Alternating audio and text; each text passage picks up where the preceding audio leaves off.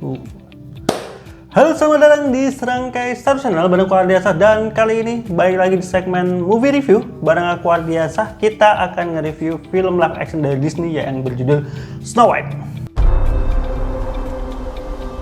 This was my father's kingdom, a place of fairness, but the queen changed everything.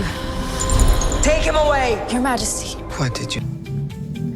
Ya, tentu kalian udah gak asing dengan seri-seri live action dari Disney. Kali ini giliran Snow White yang dibikinin versi live action dengan pemerannya ada Rachel Zegler, kemudian ada Gal Gadot sebagai Evil Queen, yang sebelum waktu masa produksinya sendiri memang cukup kontroversial dengan beberapa komentar dari para castnya, utamanya dari pemeran Snow White dan juga Gal Gadot sebagai Evil Queen, yang mengatakan kalau versi ini akan mengalami perubahan dalam sisi karakter, terutama ada karakter dari Snow White-nya sendiri, yang Rachel sendiri udah bilang kalau versi originalnya itu si Snow White itu lebih ke kayak orang pasrah yang menunggu pertolongan dari pangeran. Nah, tentu itu menjadi cukup kontroversial karena si Rachel juga bilang kalau si pangeran itu udah kayak penguntit gitu di versi klasik Snow White. Sebenarnya kalau masalah perubahan-perubahan, kalau dari aku pribadi nggak terlalu mempermasalahkan adanya perubahan, karena kan ya memang sebenarnya benar sih yang dikatakan kalau Snow White itu kan dulu itu adalah film klasik, yang mana kalau sekarang mungkin ada penyesuaian, tapi dengan kalimat-kalimat yang cukup merendahkan versi klasiknya, yang istilahnya ya merubahlah si cerita itu, yang kemudian menjadi banyak kemarahan, terlepas dari fisik castnya yang memang banyak orang menganggap kurang cocok, terutama dari karakter Snow White yang kalau di versi aslinya itu kan sebenarnya ada dua versi ya. Ada yang versi bahwasanya Snow White itu memiliki paras seputih salju. Yang versi kedua adalah Snow White itu ya lebih kepada karakternya yang sebersih salju. Nah, si Rachel ini dirasa punya fisik yang kurang gitu untuk warna kulitnya sendiri ya, kurang putih gitu untuk memerankan karakter Snow White gitu. Ya, aku nggak masalah sekali lagi kalau masalah warna kulit ya, walaupun memang itu sekali lagi berbeda dari versi castnya. Kan kita juga sudah kompromi ya di film Little Mermaid dengan pemeran Ariel yang dirubah rasanya menjadi tas kulit hitam gitu. Tapi kita ngobrolin soal gimana filmnya setelah adanya perubahan-perubahan itu. Apakah masih bisa ditonton, masih layak ditonton, atau film ini menjadi salah satu film live action yang gagal dari Disney. Dan ini adalah spoiler review, walaupun aku tahu kalian nggak akan terlalu kayaknya peduli gitu dengan spoiler review, karena ini sebenarnya ceritanya kan kita sudah kenal semua walaupun ada perubahan-perubahan. Jadi selamat menonton review aku. Buat yang kalian belum nonton, kalian tonton terlebih dahulu. Kalau kalian nggak masalah dengan penilaian dan review aku, silahkan kita lanjut ke movie review dari Serangkai Star. Oke, kita langsung aja dari castnya terlebih dahulu ya. Sebenarnya dari sisi cast aku tidak terlalu mempermasalahkan dari Rachel Zegler maupun Gal Gadot. Oke lah, aku sudah kompromi dengan kondisi kemarin Little Mermaid yang ternyata hasilnya tidak mengecewakan. Aku lumayan suka versi Little Mermaid-nya live action Disney, walaupun dengan cast yang seperti itu ya memang sangat disayangkan. Kalau misalkan lebih lebih otentik gitu dengan versi aslinya, mungkin bisa menambah nilai plus gitu dari reviewnya. Tapi Little Mermaid itu salah satu yang aku cukup menikmati nontonnya. Tapi kalau yang ini sayang banget, Rachel Zegler ya terlepas dari fisiknya yang tanda kutip tidak seperti salju, karakternya pun akhirnya berubah menjadi, kalau menurut aku ini kayak Snow White tomboy gitu. Karena dari karakternya ada satu scene nyanyi di awal itu yang kelihatan banget kayak dia itu kayak orang, kalau Snow White yang dulu kan sebenarnya diperlakukan sejahat apapun tuh dia masih bisa legowo karakternya gitu, kayak karakternya itu masih lemah lembut. Tapi kalau di sini tuh ada scene di awal yang dia nyuci kemudian ngepel, itu tuh karakternya kayak dia itu lagi marah dengan keadaannya yang dia kayak terkurung gitu. Nah, itu yang menurut aku perubahan karakter yang sebenarnya kalau mau dirubah kayak gitu ya nggak masalah, tapi itu nanti akan jadi masalah di sepanjang filmnya gitu. Nah, itu perubahan karakter Snow White yang menjadi tomboy itu aku kurang suka. Walaupun di sini aku suka banget dari vokalnya Rachel Zegler di part nyanyinya. Ada live action Disney ya, pasti ada part nyanyinya, itu aku suka lagu-lagunya yang dia nyanyikan. Walaupun ya tadi kayak lagi Snow White-nya berubah menjadi karakter suaranya lebih ke tegas, lebih ke kuat aja gitu sebagai karakter Snow White. Kita ngobrolin untuk karakter lainnya. Ada Gal Gadot sebagai Evil Queen, yang mana sebenarnya secara acting aku suka dari perawakannya gerakan-gerakan tubuhnya, yang mana di live action ini tuh ada semacam teknik kamera khusus gitu ketika Evil Queen ini gerak, dan itu kayak ada sedikit di zoom, ada sedikit di movementnya itu dibikin sedikit dramatis. Itu menunjukkan sisi Evil Queen yang lebih keren aja sih di versi live actionnya ini. Tapi sayangnya ada satu scene yang aku agak kurang, sebenarnya bukan satu scene, part ketika Evil Queen itu dapat solo song nyanyi, itu yang aku kurang dapat suaranya. Aku nggak tahu apakah ini yang nyanyi Gal Gadotnya langsung atau orang lain gitu, artinya dubbing. Tapi aku nggak suka sama karakter suara Evil Queen pada saat nyanyi, karena menurut aku suaranya kurang jahat aja sih, kurang dapat. Kalau itu penjahat dari Disney itu kan sebenarnya punya suara yang khas ya, yang khas itu dalam artian nggak harus kayak Maleficent, tapi entah kenapa ya kita tahu Evil Queen di sini tuh lebih ke kayak cewek-cewek yang agak narsistik lah ya. Tapi ya itu sayang banget suaranya kayak kurang dapet aja kesan jahatnya. Jadi waktu nyanyi itu kayak datar, kayak aku ngerasanya kayak flat sih di bagian part nyanyinya. Tapi selebihnya memang secara acting aku nggak masalah dengan karakter Gal Gadot sebagai Evil Queen ini. Kemudian ada beberapa karakter lainnya yang memang cukup disayangkan oleh para fansnya, itu dari karakter tujuh kurcacinya, Seven Dwarfs-nya, yang tidak diperankan oleh orang secara langsung tapi melalui CGI. Nah sayangnya memang untuk beberapa part aku agak kurang suka dengan ekspresi wajah para kurcacinya, yang menurut aku agak kurang hidup aja dari tujuh kurcaci itu. Walaupun ya kalau kita melihat secara luasnya yang sebenarnya CGI-nya nggak terlalu masalah sih dari tujuh kurcaci, tapi kalau diperhatikan lebih lanjut di part-part yang menunjukin muka kurcaci itu aku agak kurang suka aja sih dengan ekspresinya kurang natural aja dari CGI kurcacinya itu. Kemudian dari sosok pangeran yang di sini dihilangkan, berubah menjadi manusia entah berantah yang menjadi love interest-nya dari Snow White. Ya sangat disayangkan ya perannya. Aku sih harapannya harusnya yang Jonathan itu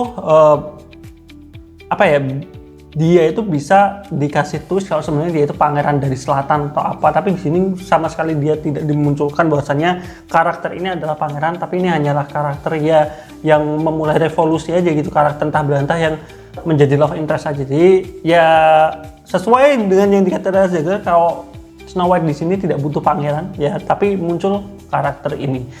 Nah cuman cukup disayangkan porsinya si Jonathan dan timnya itu nggak dapet di film ini. Cuman di bagian pertengahan jadi love interest-nya, tapi di bagian akhir nanti aku ceritain kenapa aku nggak suka dengan film Snow White ini, karena part endingnya itu yang benar-benar bikin film ini lumayan flop bagi aku pribadi. Oke, kita ngomongin masalah setting tempatnya ya. Setting tempatnya sebenarnya aku suka untuk kayak pedesaannya, walaupun ya kayak kota dan juga kerajaan di desa di kerajaannya itu hanya satu set saja di tempat itu saja. Kayak untuk part awal, part pertengahan, dan juga part ending kan semuanya cuma satu set itu aja ya sama kerajaannya.